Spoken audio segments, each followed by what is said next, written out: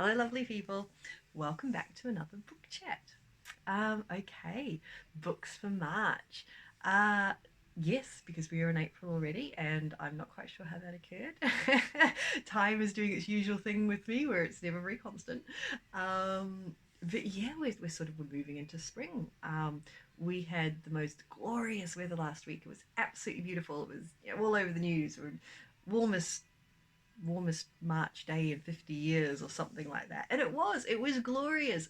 I was wearing shorts. I was terrifying people with the blinding whiteness of my legs. um, and then last night it snowed.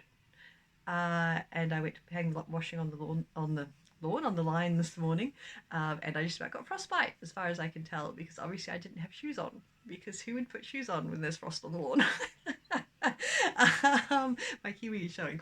Um, so yes, the weather is very erratic and very all over the place, and from what I'm coming to understand, this is what I should be expecting for a British spring.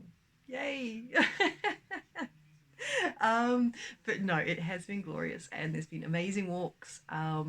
There have been lots of people enjoying the amazing walks as everything opens up again, and that's a bit weird as well. It's kind of like, what are all you people doing on my nice empty hills? But no, it's lovely seeing people out and things starting to open up a little bit again. I think from next week we're meant to have non-essential shops and hairdressers and places like that open. Um, so I can go and get shouted at by the hairdresser again. Actually, no, I don't think she'll shout at me this time. I got shouted at last time because I had been cutting my own hair for quite a while because kind of I build up going to a hairdresser into a really big thing in my head until I just don't go, and then I attack my hair with kitchen scissors. Um, and and yes, I did get shouted at for that. But this time all I've done is put various colours through it, so I think I should be alright. So yeah, over to you, lovely people. How are you doing out there? How are things feeling? Is it starting to feel like that you were really getting into, the year's really moving on now that things are changing? What's something you're really looking forward to if you've had a lot of lockdowns and closures and that sort of thing in your area? What's something that you're looking forward to doing, or ultimately what's something you think you might get shouted at for having done during lockdown? And yeah, let me know below. And then I should talk about books. So, as you may remember, I was in a bit of a book slump. I was really having lots of DNFs, lots of did not finishes, and it just nothing was really sticking with me. And then I read a very good, well, not very good, a very interesting eco horror, and for some reason, with all its much too much excess story and too much backstory, but somehow it just kicked me out of it. And then I read some Rick Riordan, which always helps, and also managed to convert one of my friends to Rick Riordan, so that makes me happy as well. So yes, so I'm kind of out of my book slump. I'm still reading a little bit differently to normal. My thing at the moment seems to be definitely leaning into comedy horror. Horror seems to be a theme that I'm into right now, which is kind of a little bit going back to what I used to read as a teenager. I basically, unless it was horror, I was not interested. I read every Stephen King, James Herbert, read a bit of Dean Koontz until he killed the dog in The Watchers, and I've never ever forgiven him for that. Not ever. Plus, a lot of his heroes all seem to have piercing blue eyes, and I got really bored of that as well. But yeah, that was just about all I read. If I could get away with it, kind of thing. Whereas I've stopped reading much horror recently because, well, not recently, but probably the last 10 years or so, because there seems to be a lot of gore rather than actual suspense and creepiness, and that's always the bit I like. Maybe you don't really see the monster, but it's that threat that's there, and that's the bit I enjoy, that building of suspense. um, and whereas now that seems to be swapped for just a lot of gore, and I don't actually find that very interesting. But I have been venturing into the field of comedy horror with various different things, and that is fantastic. It is so much fun. And so I should tell you about a couple of the ones that I have read recently. So, if I can get my Kindle to fire up. So, the first one I read was Food of the Gods by Cassandra Khaw. And if this will ever open, there we go. Okay, Food of the Gods, Cassandra Khaw. Now, I shared this on Instagram and Facebook with the, what currently reading. Um, and I wrote a very glowing review, but I may have left out the bit about how it's really, I know I say I don't really like just gore, but there's a lot of gore in this. It's kind of a little bit gross in parts. You're just like, wow, there are body parts everywhere. But it is done, it's very well written, it's done with a very good sense of humor.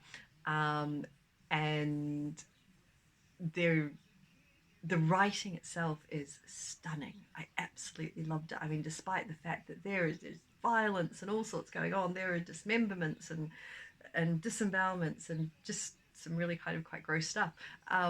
It is still written with just almost poetic description. It's absolutely beautiful, and a really, yeah, it's funny as well. So it revolves around the main character Rupert Wong, who's a he's a chef in Kuala Lumpur, but he is a chef for a family of ghouls.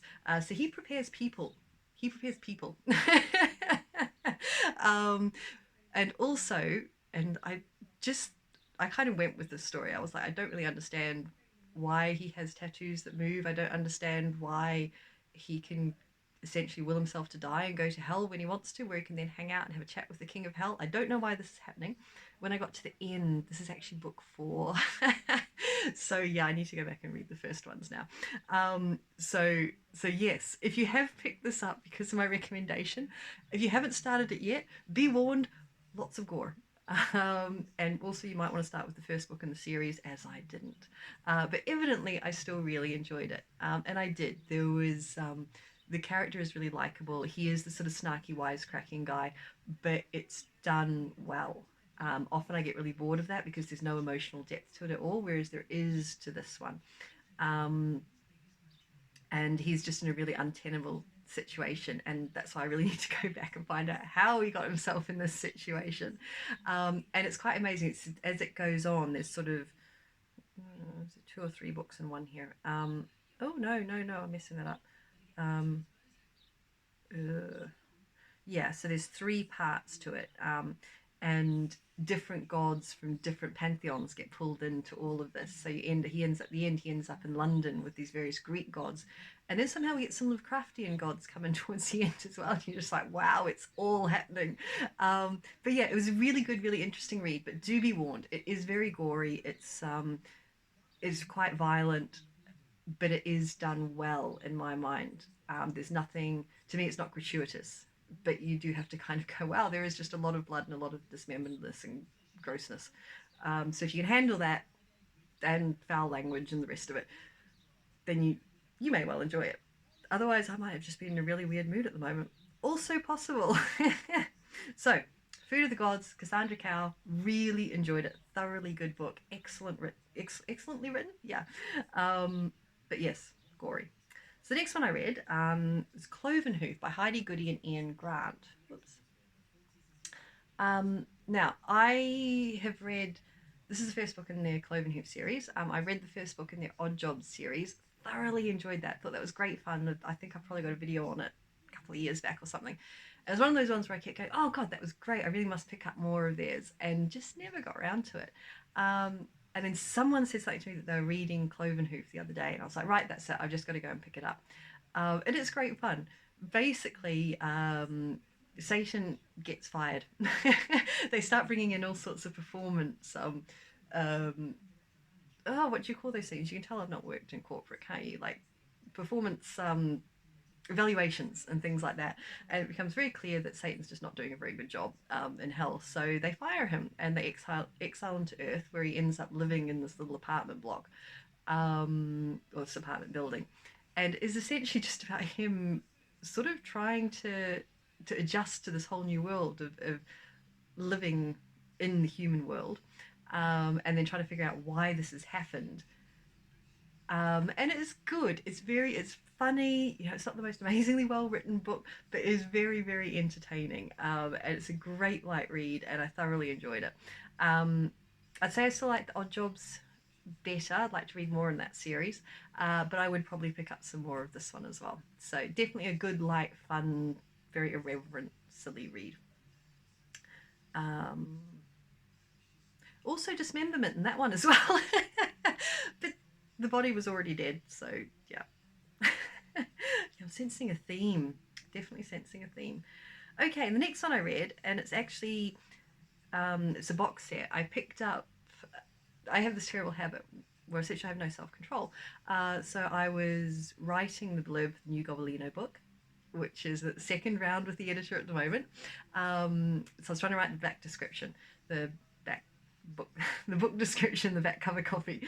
And when I do that, I tend to sort of jump onto Amazon and I read other book descriptions to give me ideas, and then I end up buying half of them. So that was what happened. I bought 2 box sets and about 3 standalones, I think. So this is one of the box sets I bought, and actually I'd already read the first book in this series ages ago and thought, oh, that was fun, I'll pick up the others, and never got to it. And then I saw the whole box set there and I was like, oh, I'll just get it. So it's Fat Vampire is the first book, and then the kind of it's like they're numbered like a movie series. It's then Fat Vampire 2 subtitle. I've forgotten already. But again, just fun, easy reading. It's not the most brilliant writing out there, but it's a perfect distraction when you want something that you don't have to think about too much, that's funny, and it's a bit subversive with the whole vampire trope. So essentially, this Ben, wow, I have just, no, Reginald, I don't know where Ben came from.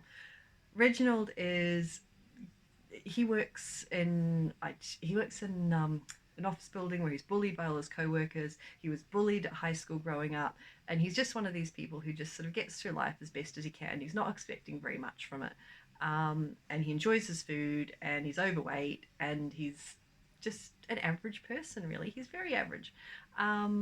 He's smarter than most of the people around him, but nobody gives him a chance to prove that, because they look at him and go, oh, you're just sitting in the corner eating your bucket of crisp chips or whatever, and they don't never rate him. And he's actually fine. He just gets through life with that, and he's not happy, but he's not unhappy.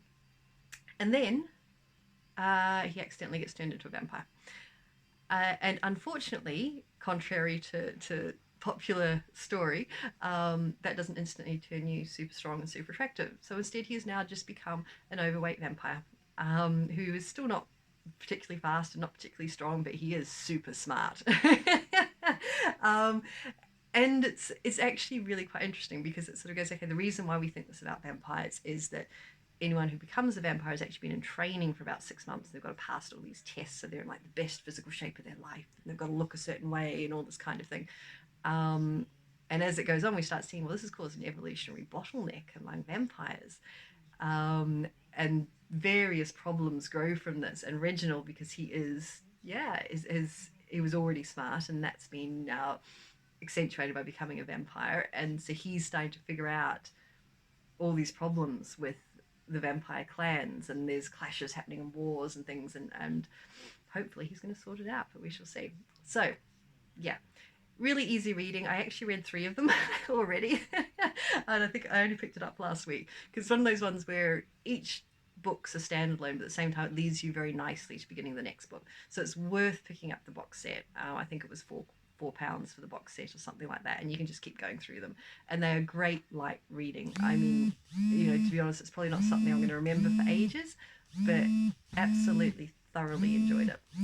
And yes, so that is my reading for this month. 3 Fat Vampire books. Food of the Gods, excellent. And Clovenhoof, which was also very good. And yeah, that definitely seems to be where my reading is at the moment. It's things that are light and fun and contain dismemberment. I'm not sure what that says. So, okay. Over to you, lovely people. What have you been reading? Does it contain dismemberment? Might I be interested in it? And let me know below. Let me know what your reading highlights have been for the month. Let me know if there's any of these that you've read that you've enjoyed. Let me know if you've picked up a book in the middle of a series and been completely confused but still enjoyed it. Seems like a sign of a good book to me. And yes, that is all from me. And look after yourselves out there. Don't get frostbite, hanging your clothes out. And we shall see you next time. Bye.